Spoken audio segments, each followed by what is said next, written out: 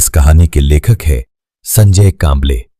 उस लड़की को लगा मैं बच गई और बड़ी तेजी से अपनी कार को सड़क पर दौड़ने लगे, पर तभी एक तेज रफ्तार ट्रक ने उसकी गाड़ी को ठोकर मारी।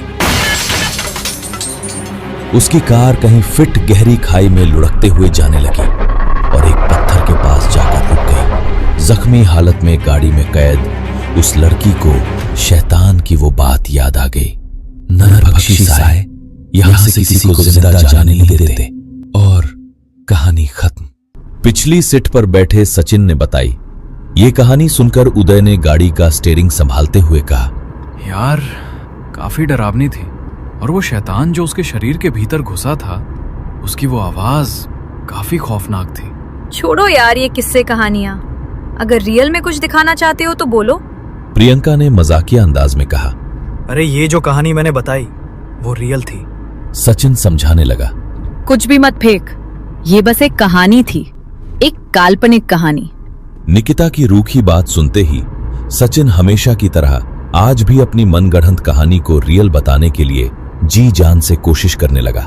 नहीं यार, सच में ऐसा हुआ था। मैंने एक मैगजीन में पढ़ा था। उस इलाके के पुराने लोग कहते हैं कि वहां सिर्फ हवा नहीं चलती, बल्कि नरभक्षी साए घूमते हैं। वे साए इंसान के मांस के साथ उसकी चीखों और हड्डियों के भूखे होते। कहते हैं कि सालों पहले कुछ लोग उस गहरी खाई में भूखे मर गए थे और अब उनकी अतृप्त आत्माएं किसी को भी वहां से जिंदा लौटने नहीं देती।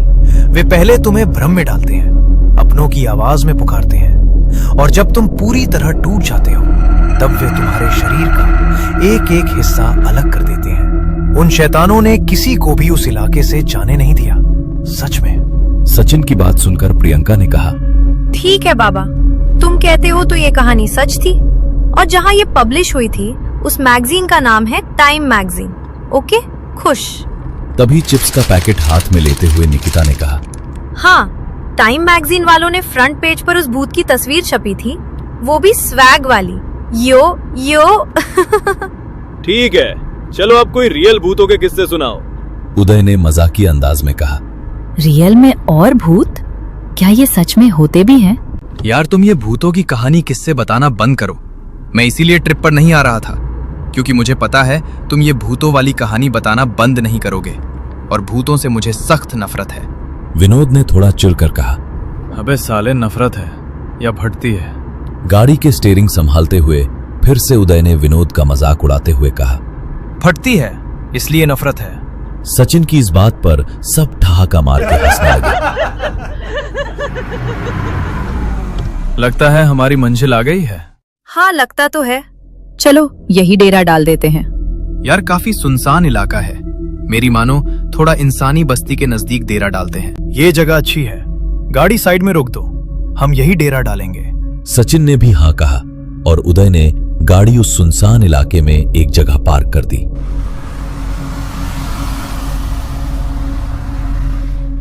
सभी दोस्त गाड़ी से उतरे और इलाके को आराम से देखने लगे। रात का अंधेरा गहरा चुका था। रात के करीब 11:30 बजे होंगे। आधे चांद की धीमी रोशनी से पूरा इलाका मध्य रोशनी से जगमगा रहा था। खुला मैदान, कुछ पेड़, सामने गहरी खाई और ऊंचे पहाड़। सभी दोस्तों ने अपना तामझाम उठाया और एक खाली जगह पर अपना टेंट लगा दिया। उदय और विनोद ने आग जलाई। प्रियंका और निकिता खाने का सामान निकालने लगी, पर सचिन आसपास के इलाके का मुआयना करने निकला। सारे दोस्त कॉलेज के टाइम से एक दूसरे के साथ थे। कॉलेज खत्म होने के बाद सभी अपने अपने करियर में बिजी हो गए। इसके बावजूद 2 या 3 महीने में एक बार कोई भी एक दोस्त ट्रिप प्लान करता और बाकी सभी दोस्त बगैर कोई एक्सक्यूज दिए खुशी से ट्रिप के लिए अपनी हाजिरी लगते। आज भी सब ऐसे ही एक ट्रिप प्लान करके आए थे। उस इलाके में टहलते टहलते सचिन कुछ दूर झाड़ियों के पीछे पेशाब करने के लिए रुक गया। इलाका काफी सुनसान था। थोड़ी खाली जगह, फिर पेड़ों के गुच्छे, उसके बाद गहरी खाई और उनसे पहाड़। अपने आसपास नजर डालते हुए उसे कुछ दूरी पर एक इंसानी आकृति नजर आई जो पेड़ों के पास खड़ी थी। उसने सोचा अपना ही कोई दोस्त है, शायद विनोद या उदय। विनोद, उदय, क्या तुम हो वहां पर? उसने आवाज दी पर कोई प्रतिक्रिया नहीं आई। अपना काम निपटाकर वो उस इंसानी आकृति की तरफ चलने लगा। जैसे जैसे वो आगे बढ़ता, वो इंसानी आकृति उससे दूर जाती महसूस हो रही थी। कौन है वहां? सचिन ने आवाज दी पर कोई प्रतिक्रिया नहीं आई। वो दोबारा उस आकृति की तरफ चलने लगा और आवाज लगाई, कौन हो तुम? क्या तुम्हें कोई मदद चाहिए? पर कोई जवाब नहीं आया। उस आकृति को अपने से दूर जाता देख सचिन रुक गया और पीछे मुड़ा ही था, झट से उसे किसी ने सामने से पकड़ लिया। सचिन के तो रोंगटे खड़े हो गए। वो अंदर तक हिल गया था, लेकिन अगले ही पल वो सामान्य हो गया, क्योंकि सामने उसका दोस्त विनोद और उदय थे, जिन्होंने सचिन को डरा दिया था। क्या बात है, इतना क्यों डर गए? हाँ यार, तुम्हारे चेहरे पर तो डर साफ साफ नजर आ रहा है। हम तो बेकार में विनोद को फट्टू समझते हैं। ऐसी बात नहीं यार, वहां पर कोई था। मैंने आवाज लगाई पर वो आगे ही चला जा रहा था। काफी देर तक मैं उसे आवाज लगा रहा था पर वो रुका नहीं। सचिन उन दोनों को समझाने लगा, पर विनोद ने उससे कहा, अरे क्या घंटा आवाज लगा रहा था? हमने तो तुम्हारी आवाज नहीं सुनी, तो क्या साइलेंट मोड में आवाज लगा रहा था? चलो बहुत हो गया, भूख लग रही है, खाना गर्म हुआ होगा। तीनों वापस कैंप की जगह लौटे। तब तक प्रियंका और निकिता ने खाना प्लेट में सजाना शुरू किया था, लेकिन प्लेट में चिकन के लेग पीस देखकर विनोद थोड़ा सा नाराज हो गया। यार, मैंने तुम लोगों को पहले ही कहा था, अगर बाहर जाना है तो वेजिटेरियन ही खाना खाएंगे। तुम लोग नॉनवेज खा रहे हो, वो भी ऐसी जगह जिसके बारे में हमें कोई जानकारी नहीं। यार, तुम खामखा घबराते हो। तुम्हें क्या लगता है हमारे प्लेट में चिकन लेग पीस देखकर यहाँ आसपास मंडरा रहे भूत भी खाने की दावत में आ जाएंगे? उस पर निकिता ने विनोद के डर को और बढ़ाते हुए कहा, विनोद ठीक ही कह रहा है। तुम लोगों को पता नहीं है, लेकिन इस जगह पर कई सारे हादसे हुए हैं। काफी लोग यहाँ इस पहाड़ी की चोटी से नीचे गिरकर मारे जा चुके हैं। कई लोगों ने खुदकुशी की है, तो कुछ की गाड़ियां यहाँ से नीचे जा चुकी है। और जब किसी की इस तरह एक्सीडेंट में या खुदकुशी से मौत हो जाती है, तो उनकी आत्माएं इस इलाके में भटकती रहती है। तुम समझा रही हो या और घबरा रही हो? वैसे भी भूत कुछ नहीं होते, बस मन का वहम होता है। हाँ बिल्कुल, मैं भी नहीं मानती। भूत जैसा कुछ भी होता है, बस इंसानी दिमाग की उपज है, एक तरह का पागलपन और कुछ नहीं। पर सचिन बिल्कुल शांत था। वो अभी सोच रहा था कि थोड़ी देर पहले जिस इंसानी आकृति को उसने देखा था वो कौन था। प्रियंका ने सचिन की तरफ देखते हुए कहा, सचिन, तुम्हारा इसके बारे में क्या ख्याल है? पर सचिन अभी अपने ही ख्यालों में खोया हुआ था। सचिन, सचिन! सचिन हड़बड़ाकर होश में आ गया। हाँ, क्या हुआ? क्या कह रहे थे तुम लोग? प्रियंका ने सचिन की तरफ देखते हुए मजाकिया अंदाज में कहा, हम तो भूतों के बारे में बात कर रहे थे। तू किस चुड़ैल के ख्यालों में खोया था? और सब ठहाका मारकर हंसने लगे। इस पर विनोद ने कहा, जाने दो, मैं तो नॉनवेज नहीं खाने वाला। मुझे अगर कुछ वेज है तो दे दो। और सब खाने का लुत्फ उठाने लगे।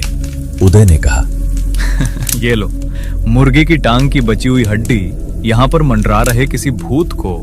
और उसने वो हड्डी अपने पीछे अंधेरे में फेंक दी। तभी निकिता ने भी हड्डी का एक टुकड़ा हंसते हुए अपनी तरफ से भूतों के लिए अंधेरे में फेंका।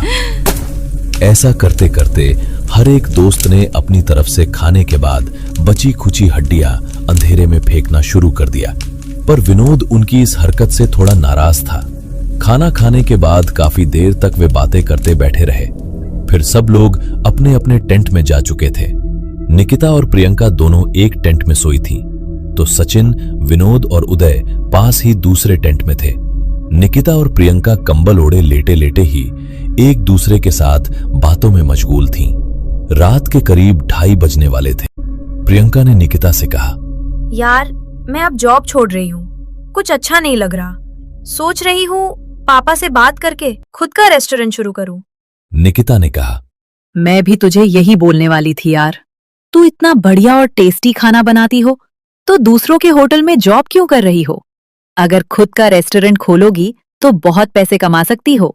तभी प्रियंका के कानों में कुछ आवाज आने लगी। उसने निकिता को चुप रहने का इशारा किया और आवाज सुनने के लिए कहा। दोनों ध्यान से सुनने लगी।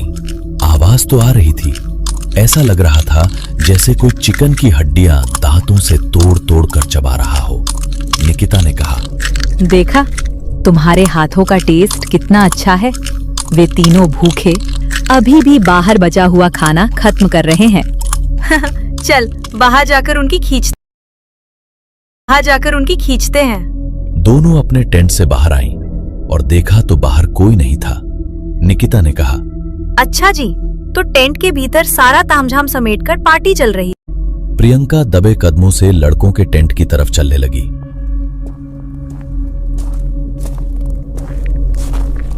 उसने धीरे से टेंट का पर्दा सरकाया और भीतर झांक कर देखा और एक गहरे सदमे से वो पीछे की तरफ गिर पड़ी।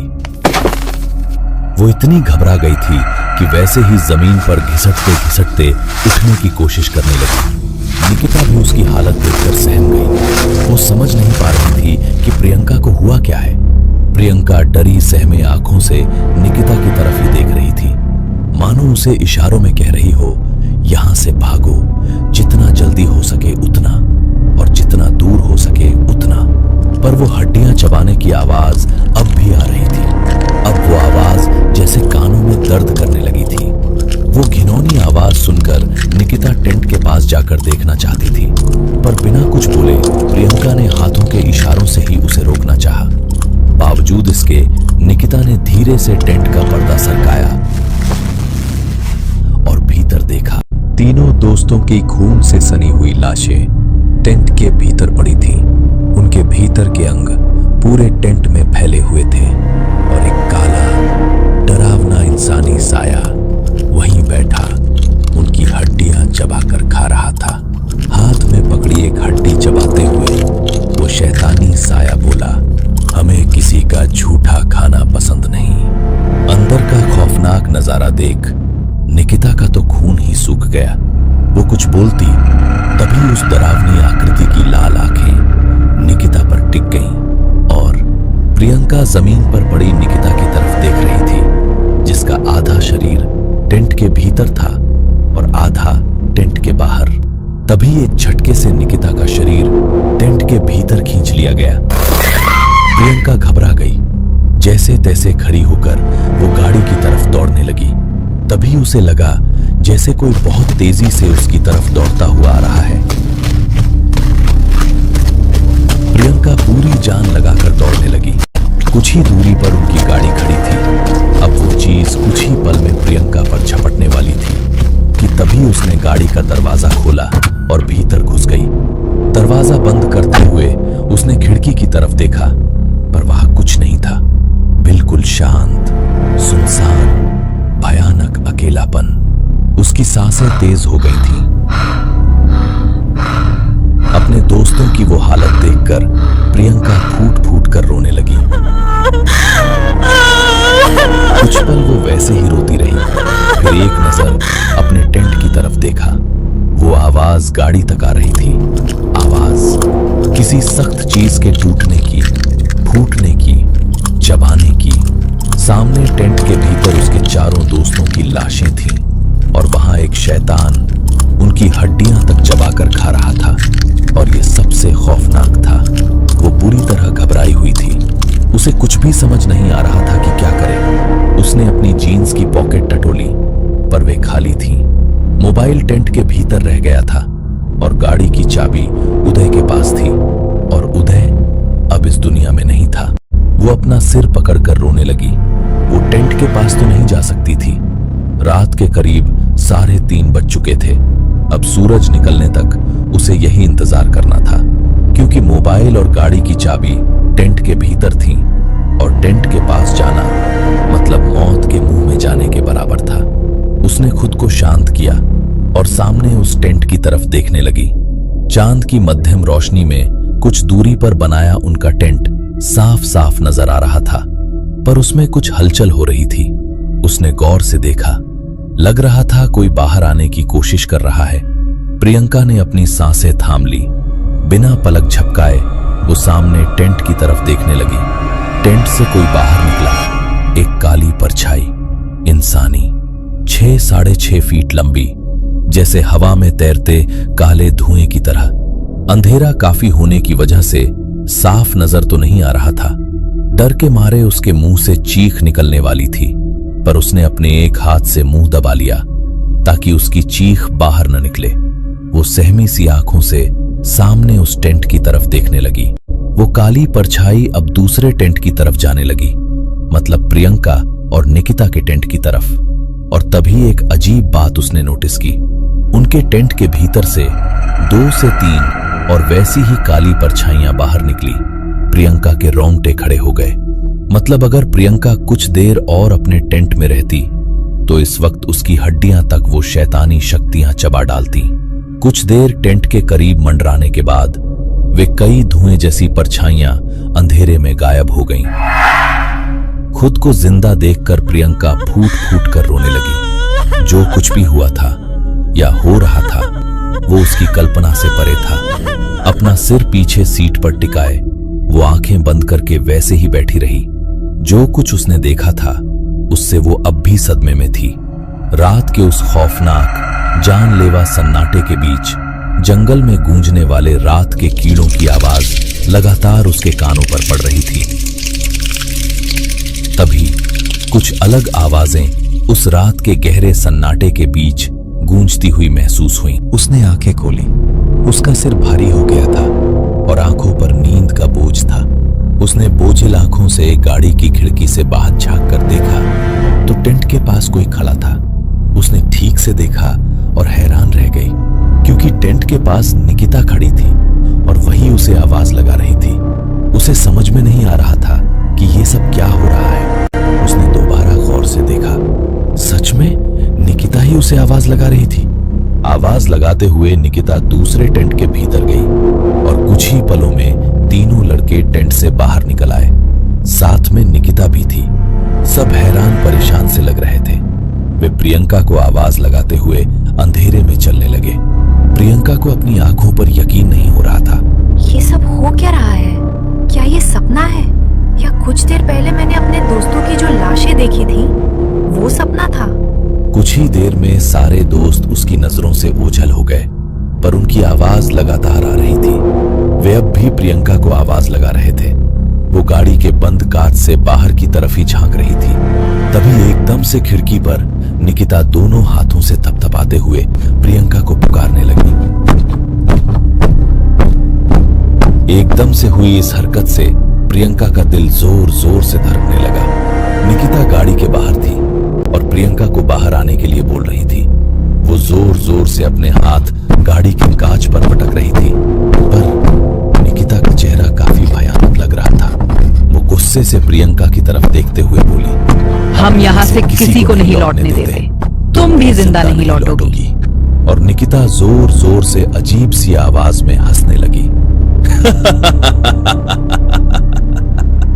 इस घटना से घबराई प्रियंका अपना सिर घुटनों में छिपाकर फूट फूट कर रोने लगी। अपना शरीर समेटकर वो गाड़ी की सीट पर वैसे ही लेटी रही। कुछ देर बाद सब कुछ फिर से शांत हो गया, पर आंखें खोलकर गाड़ी की खिड़की की तरफ देखने की उसकी हिम्मत नहीं हो रही थी। काफी देर तक वो वैसे ही पड़ी रही। कितना वक्त गुजर गया उसे खुद भी नहीं पता था। तभी हेलो मैडम। उसने आंखें खोली तो सुबह हो चुकी थी। गाड़ी के कांच पर 2 पुलिस वाले थपथपाकर उसे जगाने की कोशिश कर रहे थे। उसे अभी भी ये सब एक छलावा लग रहा था। अपने जिंदा बच निकलने पर उसे अब भी यकीन नहीं हो रहा था। वो सीट से उठकर बैठ गई और गाड़ी का दरवाजा खोल दिया। बाहर कुछ लोग नजर आ रहे थे जो उनके टेंट के इर्द गिर्द खड़े थे। तभी एक पुलिस वाले ने कहा, तुम गाड़ी के अंदर सो रही थी, तुम्हें पता है तुम्हारे दोस्तों के साथ क्या हुआ है? प्रियंका फूट फूट कर रोने लगी। तभी पुलिस वाले ने कहा, किस्मत वाली हो जो कार के अंदर सो गई। रात के वक्त कुछ जंगली जानवर तुम्हारे दोस्तों को खत्म करके उनकी हड्डियां तक चबा गए हैं। उनकी आधी खाई लाशों के बस कुछ ही अंग बचे हैं। प्रियंका को एक एम्बुलेंस में बिठाया गया और दूसरी एम्बुलेंस में उसके दोस्तों की लाशें रखी गईं। प्रियंका एम्बुलेंस में बैठी खिड़की से बाहर अपने टेंट की तरफ देख रही थी। पुलिस वाले छानबीन में जुटे थे और एम्बुलेंस के ड्राइवर भी वहीं खड़े आसपास का इलाका देख रहे थे। प्रियंका के मन में एक ही बात आई। फाइनली मैं बच गई। उसकी खुशी का ठिकाना नहीं रहा। तभी एक तेज धमाके जैसी आवाज आई। उसका दिल जोर से धड़क उठा। आवाज की तरफ देखा तो सामने सड़क पर से एक ट्रक सड़क किनारे बनी रेलिंग तोड़कर तेजी से उनकी तरफ आ रहा था। कोई कुछ समझ पाता उससे पहले ही उस तेज रफ्तार ट्रक ने एम्बुलेंस को जोरदार टक्कर मार दी। एम्बुलेंस लुढ़कते हुए सड़क से नीचे खाई में गिर गई और तेज ढलान से नीचे जाने लगी। वहां मौजूद सारे लोग एम्बुलेंस को इस तरह खाई में गिरते हुए बेबसी से देखते रह गए। आखिर एक बड़े पत्थर के पास जाकर एम्बुलेंस रुक गई। एम्बुलेंस पूरी तरह क्षतिग्रस्त हो चुकी थी और भीतर जख्मी हालत में पड़ी प्रियंका को वो बात याद आ गई। नरभक्षी साए यहां से किसी को जिंदा लौटने नहीं देते।